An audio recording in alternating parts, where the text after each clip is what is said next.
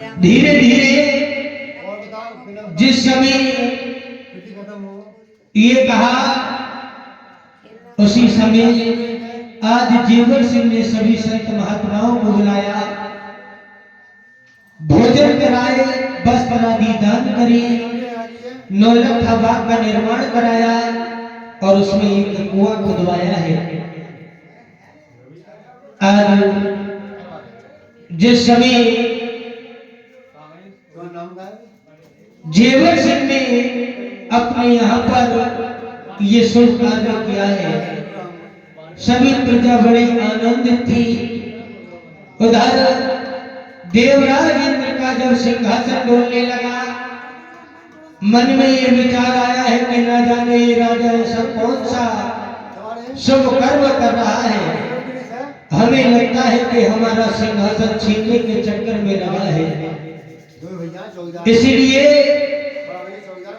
आप एक काम कीजिए, देव ऋषि नारद और शनिदेव को पास में बुलाया है और समझा करके कहा है, नारद आप जाइए और भूतल पर जाकर के ये पता लगाइए कि आखिर ये राजा इतना दान पुण्य किस लिए कर रहा है। हमें भी ये मालूम पड़ता है कि शायद हमारा सिंहासन छीनने के चक्कर में लगा है। उसी समय देव ऋषि नारद ने बीघा को उठाया और शनिदेव को साथ में लिया है। नारायण नारायण का जाप करते हुए जब आगे की ओर बढ़े हैं। आइए सभी भक्त मिलकर के कीर्तन बोले, श्रीमन नारायण नारायण हरि हरि, नारायण नारायण हरि हरि।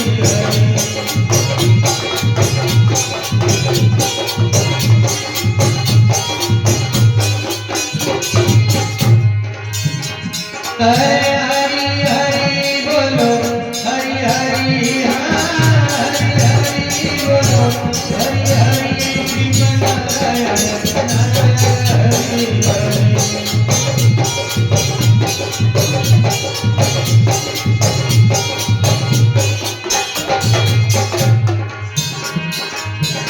अरे जो नारायण नाम लेतो है,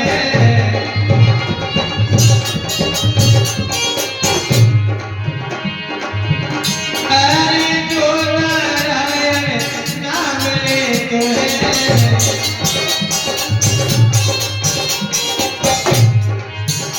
बड़े पाप होई संसार, श्रीमन नारायण हरि हरि।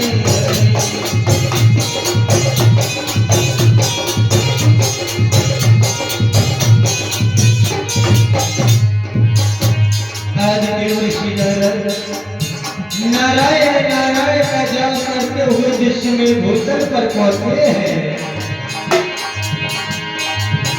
हरे हरि हरि बोलो, हरि हरि हरि हरि बोलो, हरि हरि श्रीमन नारायण नारायण हरि हरि।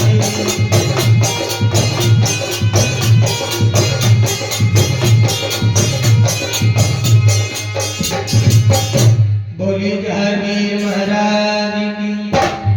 आज इस प्रकार से देव ऋषि नारद जो थे शनिदेव को साथ में लेकर के जिस समय भूतल पर पहुंचे हैं, जहां पर राजा जेवर सिंह दान पुण्य लुटा रहे थे, आज देव ऋषि नारद समझा करके कहने लगे हैं, राजन ये तुम क्या कर रहे हो।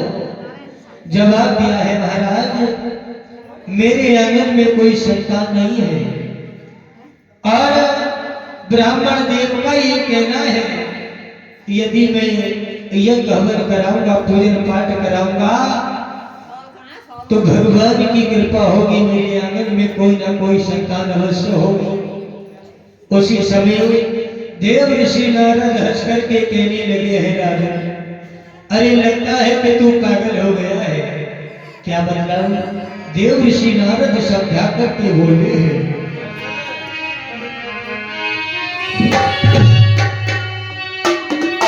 अरे नारद मुनि ने अरे कही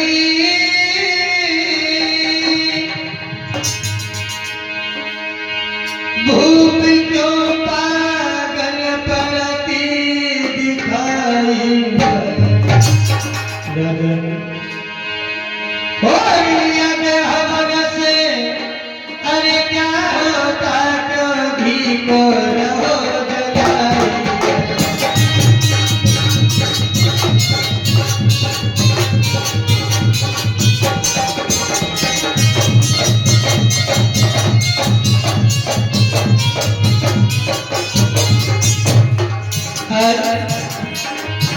समझा करके कहा है देव ऋषि नारद ने कि राजन ये यज्ञ बनाने से कोई फायदा नहीं है। इस तरह से यदि संतानें होने लग जाए तो इस संसार में कोई भी बात नहीं रहेगी।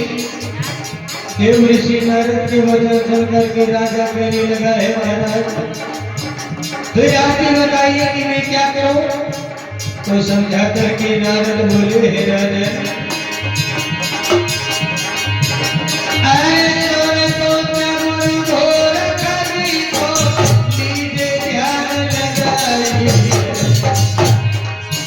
सब मिले पुत्र को रतन कोई ने साथ दिए बतलाई है।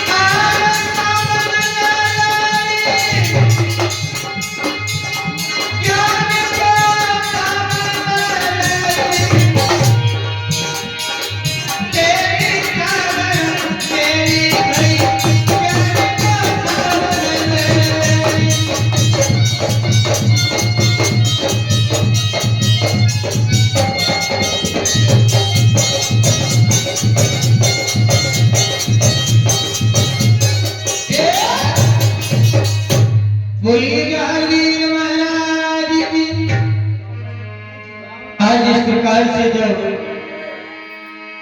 देव ऋषि नारद ने कहा है महाराज आप ये बताइए ये क्या कर रहे हो। तो समझा करके राजन कहने लगा है प्रभु आपको मालूम नहीं है मेरे आंगन में कोई संतान नहीं है और इसलिए ब्राह्मण देव का ये कहना है यदि मैं पूजन पाठ या गहन दान करूंगा तो मेरे आंगन में कोई ना कोई संतान अवश्य होगी। हंस करके देव ऋषि नारद कहने लगे हैं राजा लगता है कि तू पागल हो गया है। क्या मतलब जवाब दिया है कि यदि इस तरह से घी ठोकने से गहन कराने से संतानें होने लग जाए तो इस संसार में कोई भी बात नहीं रहेगी। दोनों हाथ जोड़कर के जीवन से कहने लगे हैं महाराज फिर आप ही बताइए कि मैं क्या करूं।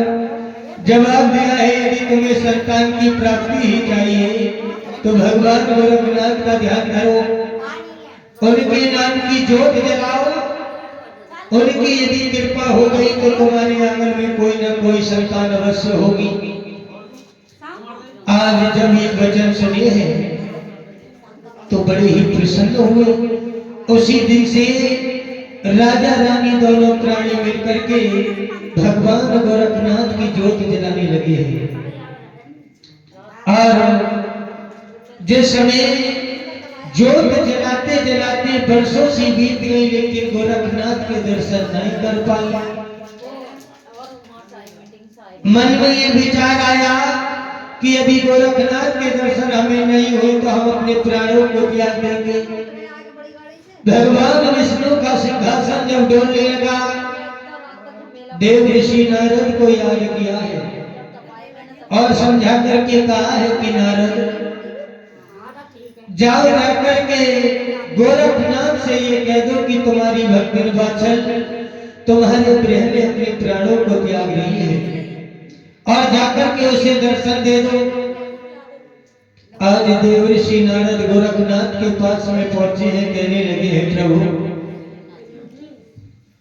आपको शायद मालूम नहीं है, आपकी भक्त वात्सल आपकी वर्षों से घोर तपस्या कर रही है और उसने ये संकल्प किया है यदि आपको दर्शन नहीं कर पाई तो अपने प्राणों को त्याग देगी।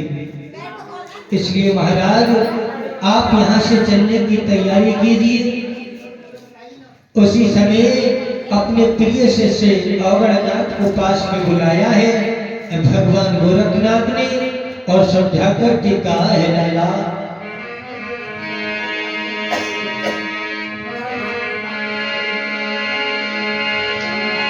अरे अपने चेला अवगढ़ को हर पास में बुलाओ।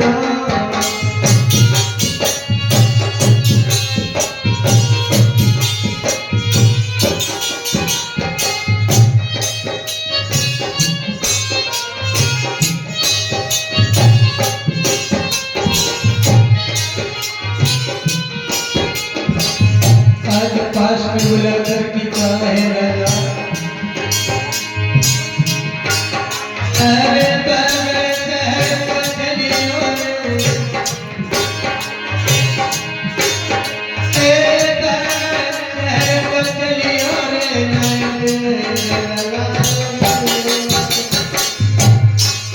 समझा करके गोरखनाथ ने कहा है लाला हमें बगैर प्राण उस गगरेवा में चलना है तो ध्यान देना मेरी भगवत बताओ उस गगरेवा का नाम सुनते ही